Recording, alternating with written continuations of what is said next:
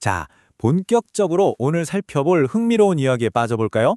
오늘 전체를 관통하는 핵심 키워드는 바로 인식의 사각지대입니다. 우리는 지금 아주 기이하게 꼬여버린 어느 대기업의 마케팅 재난 사태에서 출발해서요, 대한민국의 생존이 걸린 중대한 국가 안보 논쟁으로 시선을 확 돌려볼 겁니다. 아니, 커피 텀블러 행사랑 국가 안보가 도대체 무슨 상관이냐고요? 언뜻 보면 전혀 뜬금없어 보이잖아요?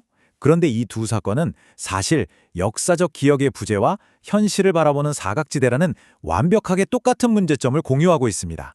어떻게 이런 놀라운 연결고리가 성립하는지 지금부터 저와 함께 낱낱이 파헤쳐 보시죠. 오늘 우리가 따라갈 로드맵입니다. 첫 번째, 스타벅스 사태를 시작으로 우연의 해부학, 정치권의 반응, 국방백서의 역사, 그리고 마지막 북한의 새로운 입장까지 텀블러에서 안보로 넘어가는 흥미진진한 여정을 시작해보겠습니다. 첫 번째, 스타벅스 마케팅 사태입니다. 말 그대로 거대한 PR 재난이었죠. 2006년 5월이었는데요. 재계서열 최상위권인 신세계그룹의 정용진 회장이 직접 카메라 앞에서 고개를 숙여 공개 사과를 하는 정말 초유의 사태가 벌어졌습니다. 재벌그룹 총수가 특정 브랜드 마케팅 논란 하나 때문에 이렇게까지 직접 나선다? 이거 진짜 이례적인 일이거든요. 도대체 내부에서 무슨 일이 있었길래 이렇게까지 판이 커진 걸까요?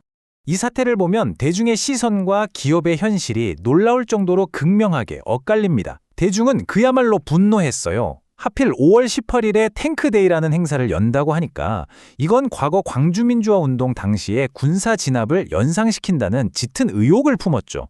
뭔가 음모론 같지만 진짜 그럴싸하잖아요. 그런데 기업의 해명을 들어보면 너무나도 현실적이고 평범합니다. 5월 18일은 단순히 주말을 피해서 잡은 월요일이었을 뿐이고요.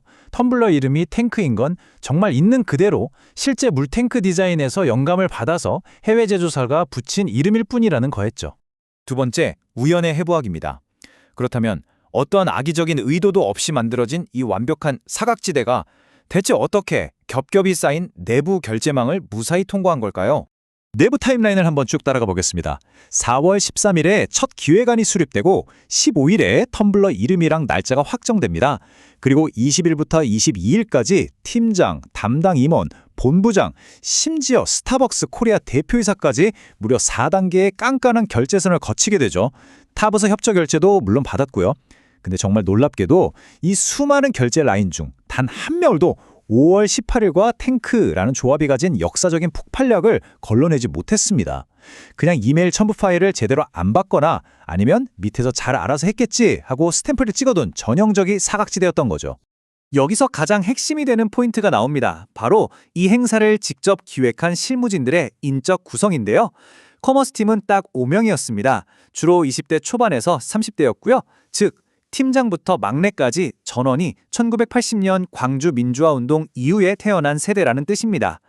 기성세대에게 80년대 역사적 사건은 뼛속 깊이 남은 트라우마지만 이 젊은 팀원들에게는 그저 교과서에서나 보던 옛날 이야기였을 겁니다.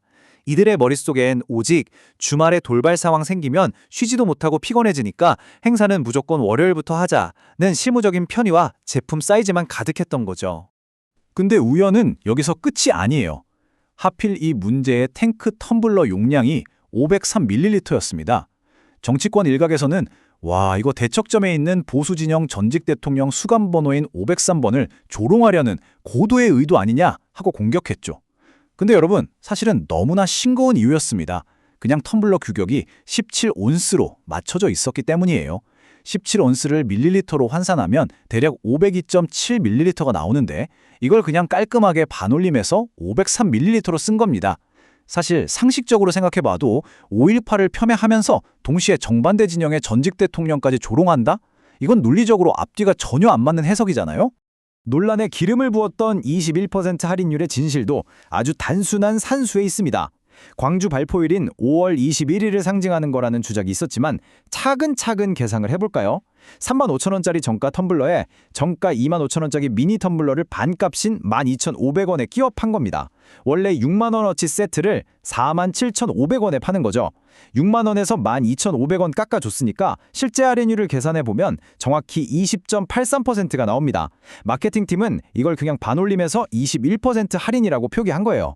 철저하게 계산기 두드려서 나온 결과물이었을 뿐입니다. 자, 마지막 우연의 일치입니다. 사이렌데이 행사가 하필 세월호 참사 10주기인 4월 16일에 열렸다는 점도 정치권의 엄청난 비판을 받았습니다. 그런데 내부 기록을 열어보니까 원래 회사 측이 처음 행사 대행사에 제안한 날짜는 4월 20일 토요일이었습니다. 대행사가 21일을 역제안했지만 그날은 일요일이었고요. 결국 앞서 말한 주말 행사는 무조건 피하자라는 실미적 이유 때문에 일정을 앞으로 쭉쭉 당기다 보니 공교롭게도 화요일인 4월 16일로 낙착이 된 겁니다.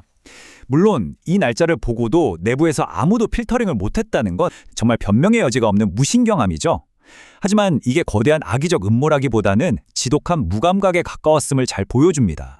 세 번째 파트, 정치권의 반응입니다. 이제 한 기업이 보여준 이 마케팅 사각지대에서 대한민국 정치권 전체가 앓고 있는 거대한 국가 안보의 사각지대로 시선을 한번 돌려보겠습니다. 선거철이 되면 정치권에 아주 원초적이고도 날카로운 질문 하나가 어김없이 던져집니다. 대한민국의 주적이 누굽니까? 진짜 기본적이고 단순한 안보 질문이잖아요? 그런데 놀랍게도 좌우를 막론하고 정말 많은 후보자들이 이 질문 앞에서 진땀을 빼며 명확한 답변을 피합니다. 어떤 분은 우리나라 안에 있는 내란 세력이라는 동문서답을 하고요.